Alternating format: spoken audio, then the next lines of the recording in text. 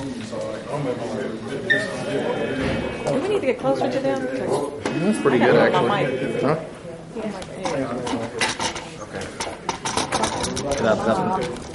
That'll work pretty good, trust me. I'll hold your mic for you. Thank you. You missing somebody? That's our full cameras. Oh.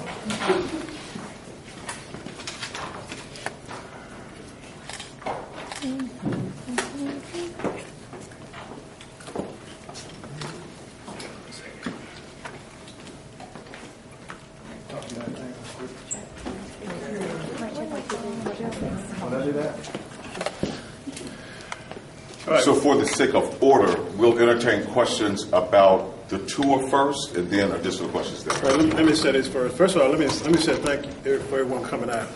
And I also want to say thanks to everyone that was involved in making Part C happen, to come back up in a new way. It took a lot of work. It took a lot of partnerships and relationships between the Board of Supervisors, the County Administrator's Office, the maintenance staff, all the contractors, all the partnerships that we was able to get together and make this a cooperative effort to include our monitoring team that's on board now to make sure that we can put, with the finances that we had, something in place that's very workable and we feel very safe for the time being. Hold on, I'll mic up. The Justice Department is investigating. Do you think the improvements that you have now will appease them at all? I think so, and it's something that we're excited about and we welcome to the Justice Department. Hopefully they will see some of the improvements that had started before they initiated their visit here and give us credit for that, to also the recommendations that we're expecting from them. You have 2 more pods to go. What's the time frame for that? Well, I'm going to, because of the working relationship that we have, I'm going to relinquish that question to the county administrator, who's been keeping tabs of that and making sure that falls in place in an orderly fashion. Well, as you know, the Board of Supervisors declared emergency for Pod A due to the last incident. And so we're working very feverishly to make improvements, and a lot of improvements have been established already. To have it fully operational, we're looking probably in another month to 8 weeks, because there were other measures that need to be taken, our security measures, which we took time with making sure we had the proper vendor, the proper product, the materials, and the proper price to enhance our security. So that's taken us a little longer than we wanted to, so maybe another 8 weeks before we have it fully operational and upgraded. How much did Pod C cost, the renovations for that? We're still working through the pricing. We have made a lot of improvements to that facility, so it's taken us close to $2 million. And for the total cost for upgrades throughout this facility, what do you anticipate? We anticipate a little over $4 million, including the Pod C work. How much did insurance pay? The insurance paid about $1.8 million. Sheriff, also the previous board cut your budget by $3.5 million. How much has that affected the operation of the jail? Well, anytime you get your budget cut, it affects your operation. But you have to learn how to be creative. We understand the economic times. We understand that we have a tax base that's declining. Knowing that, then we have to make the adjustments. So we make the adjustments as needed and as necessary. Have any of the supervisors talked about restoring any of the money, or well, we're going through the budget. Comment? We're going through the budget process right now, Kingfish. So we just have to wait and see. We can always make a wish list, but if it's not there, you can't squeeze juice out of a turnip. What was your budget request? I'm waiting to meet the board for that. The board members are here, so that's not available right now. I don't want to discuss Gotcha. that right now. Gotcha. With these improvements, do you think this jail will fail safe? No, it won't. Again, this is an enhancement that we're making to a facility that was built with flaws. And there's still some flaws, but we think it can be manageable with what we put in place. There was a death of an inmate here over the weekend. Can you tell us about that? But what I can tell you that it was, and it was due to some pre-existing medical conditions. I'm not able to talk about it because we do have a medical representative here that works independent of the sheriff's department. But he was admitted with some injuries, not injuries, medical conditions that where he had to be taken to a hospital, and he was brought back. And with that being said, I will turn that over to the medical director, let him talk about that. There were concerns expressed to us that he pushed the emergency button and there was no response from whoever was on duty here. Well, we don't have reports of that, and that's not in our reports. We can tell you that he was found doing regular rounds, routine checks, but it's very unfortunate. And that's what happens when you have people that come in with medical conditions, in particular with some that we don't know about. Can you give us his name? I cannot. I can only refer to the medical director to do that. And of course, because of HIPAA laws involved with privacy, we cannot relinquish a matter of such. As the sheriff has said, the investigation will be forthcoming and is ongoing, and we're waiting for a coroner's report in order to determine the nature of his death. So that's in the pipe. But I can tell you this: it was not anything due to negligence of staffing or security issues. It was just the medical conditions he came in with. Sheriff, Pod C was complete in October, correct? But it's not opening up and for inmates until when can inmates move in, and where are those inmates right now? Pod C is open now. Mm-hmm. Pod C is the area that you just left. Mm-hmm. So it's completely open and operational. Are inmates living there now? Yes. Okay. Where are those inmates? Where were they before moving in? Well, as you know, when Pod C was shut down, we had to use sister agencies to house our inmates.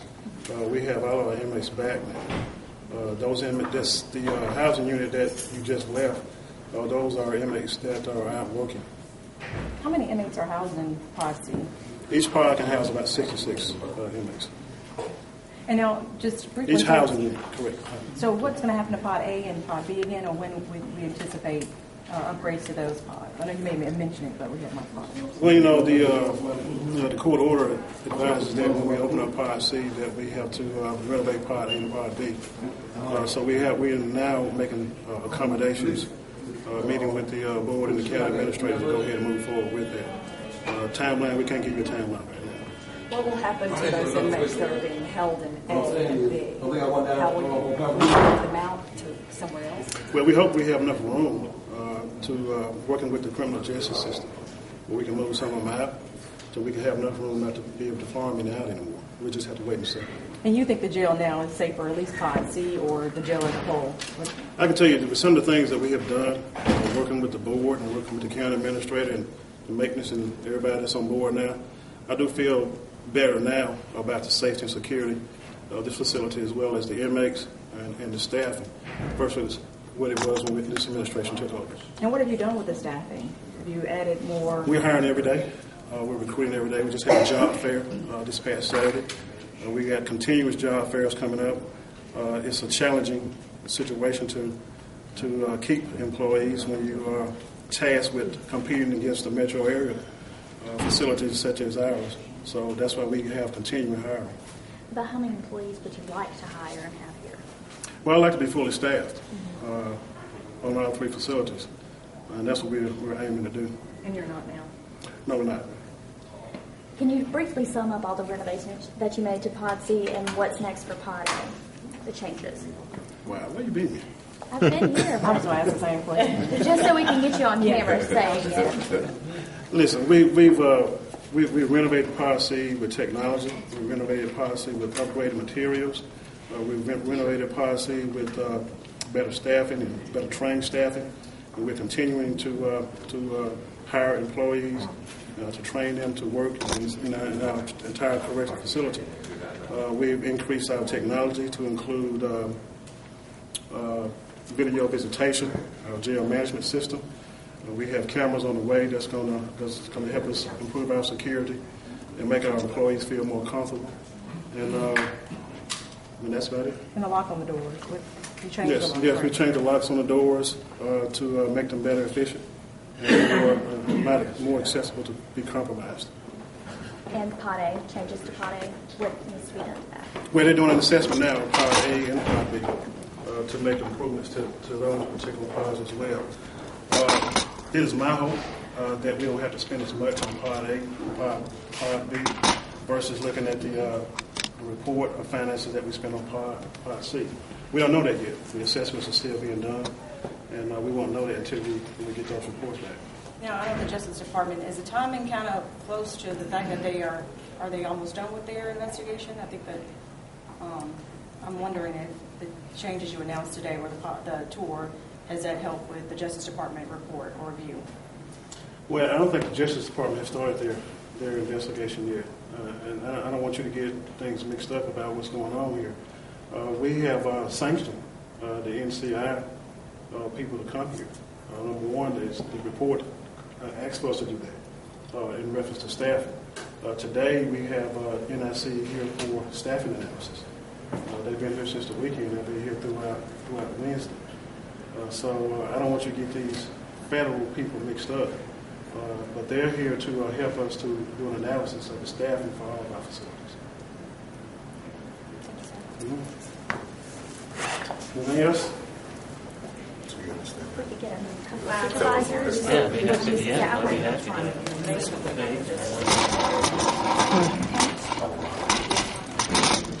Okay, Supervisor, can you tell us, are you pleased with what you saw today? Oh, absolutely. I think you can look back and see that this board has been committed to solving these problems that have been deferred by previous boards. Okay, initially we set aside $1 million to take care of some of these problems, and because of the problems they had down here, we needed to tap into some other resources that could help do these repairs. Now, I do want to say that the board is looking at the long-term solution, at the possibility of building a new jail. And for us to do that, we're going to have to look at the funding mechanism, how we're actually funded down here. The sheriff touched on what our costs were to operate this facility. And basically, we get $16 a day for the inmates that are sent to us from the city of Jackson, but it costs us $45 a day. We're upside down $6 or $7 million a year for that. So if we address our funding mechanism, we'll be able to look long-term at building a new jail and improvements down here. And what's the timeline for the board to get the money approved to go ahead and start working on Part A? To work on Part A. Yeah. That's already done. Supervisor McWhirter, our president, has declared a state of emergency on the jail. And so I'll let him speak to that. Some of the funding has already been put in place to do some retrofits for Part A and Part B, as well as what has already been done for Part C. So it's an ongoing process that we're looking at the entire facility and trying to make the necessary changes for safety and security.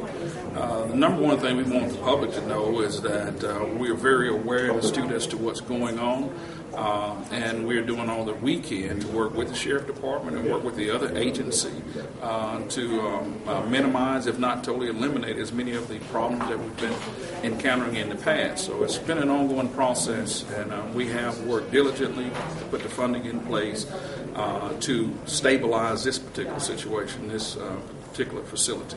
As you were walking through, did you make any mental notes in your head of different things that maybe you would like to discuss with the board? Can you tell us about anything? Well, some of it is ongoing security issues that we really just can't discuss on the air. But there are some notes and some things that I was checking on that improvements that we were making to make sure that they were being installed that would, again, make sure the officers that are working here are safe and the general public is safe and the entire facility is secure. So, but there were some that I was making, but that's something we're going to have to discuss in the executive session. Okay, Supervisor, would you mind speaking on what you saw today, or if you were pleased? Yes, today what I saw was a remarkable contrast to about a year ago when this facility, Part C, was completely demolished. Today, when we view the facility, we see an enhanced, retrofitted facility. The doors have been retrofitted. There are lights that signals when cell doors are open. Also, we saw in the improved facility that would be very, very difficult for the inmate to actually climb through. We saw adequate restroom facilities for the inmates, and again with the modern technology. So with all of these improvements and with all of these enhancements, certainly we hope that we will have inmates that will also, and I will use the word, be proud of the fact that they are being housed in the facility that provides decency for their living. Is it nice to see the money put to work and actually see a good result out of it? Certainly, yes. And the supervisors are doing everything that we can to make sure that this facility is not only safe and secure for the inmates and the employees here, but also for our communities. Now, would you like to see a brand new jail built or put the money here just for the renovations and just make this better? Our preference would be for a new facility, but that's long-term planning. Here or in Jackson? Right, in Raymond. Right now, we are working to make this facility, which we can retrofit at a more economical cost and provide the funding for rehabbing this particular facility. A new facility, that's definitely long-range planning. Do you think we'll hear less of jail disturbances with these new renovations made? I think so. As a matter of fact, I personally noticed that the air was much cooler than it was when I was last here. So, excuse me, it is a facility that again provides good conditions for the inmates. Can you talk about any mental notes that you were making while you were walking through? Well, my mental notes was basically a comparison to the last time we actually toured the various pods. And I've seen all of the improvements. And again, our goal and our purpose was to make the facility secure, to keep the inmates from being able to climb out or go past the sally ports to cause any kind of One question for y'all. Is it true that some of the jails are able to use fewer employees because they have a better design? Some of the jails in surrounding areas? I can't speak concerning the other jails in our facilities. Okay. But again, design does play a major role in our facility.